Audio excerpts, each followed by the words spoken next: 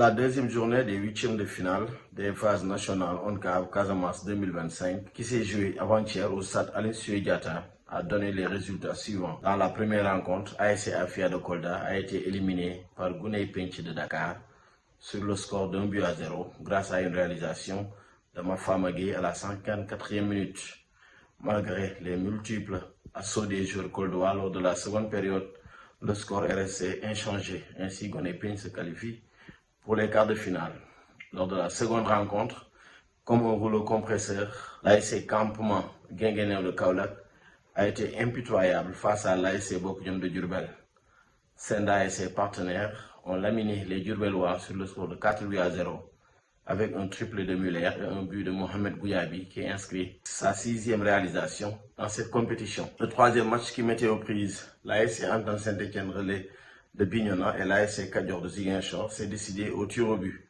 Pendant plus de 90 minutes, Bignonois et Ziguinchorois ne se sont pas fait de cadeau, mais les cages sont restés inviolés de part et d'autre. Temps réglementaire, 0 but partout. À la séance des tirs au but, les Kadiorois ont été plus adroits en marquant 5 pénaltys contre 3 pour l'ASC Entente Saint-Étienne Relais, ce qui les élimine du tournoi.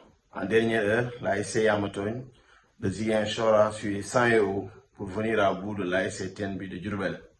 Malgré les débuts matinaux de Tidiane Bodian et Moussa Thiaw pour Yamatogne, les Diourbellois sous la houlette d'Etienne Mendy, pensionnaire de l'AS Bambey en Ligue 2 professionnelle, ont offert une deuxième période digne d'une Ligue des Champions avec à la clé la réduction du score à la fin du temps réglementaire.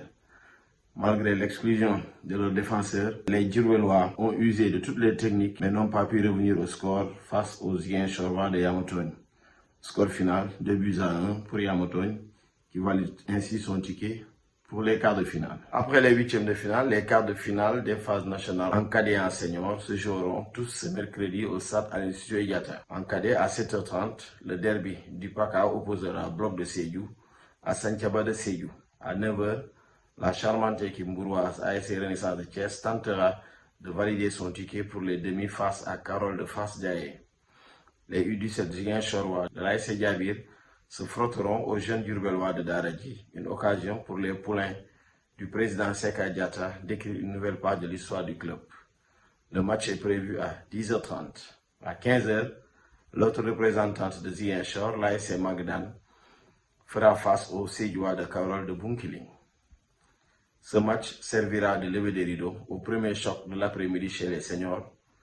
À 16h, l'ASC Yamatogne aura la lourde tâche de défier l'ogre Kaolackois, campement de Guinguinéo qui compte 4 victoires en autant de sorties, avec 13 buts marqués sans en encaisser. Mais les poulains de coach Marco ont des atouts à faire valoir pour renverser les géants Saloum Saloum. Le duel des défenses de fer, 0 but encaissé entre ASC Idéal de Dakar et Entente Dégou Talibé de Ziguinchor aura lieu à 18h. Les Dakarois, dont l'attaque a déjà inscrit 7 buts en 4 matchs avec les frères Mansali, devront user de ruse pour passer la muraille de Dégou commandée par l'Axe Central Nunez, intraitable depuis le début de la compétition. À 20h, l'ASC Belfort, double demi-finaliste national, tentera de valider une 3e présence dans le carré d'as face aux Dakarois de Guney Pench, privés de leur meilleur buteur et capitaine Mahou. 2 matchs de suspension pour carton rouge. Mais les Tcharoyois, faciles vainqueurs de Afia de Kolda, ont d'autres arguments offensifs pour empêcher les Ziguinchorois de continuer leur parcours sans faute. En dernière heure, l'ASC Kadior de Ziguinchor, qui participe aux phases nationales pour la première fois, compte faire plaisir à leurs supporters lors de ce quart de finale, dont l'adversaire sera d'un autre calibre, l'ASC Walidan de Thiès, vainqueur en 1991, finaliste en 2023 et demi-finaliste en 2024.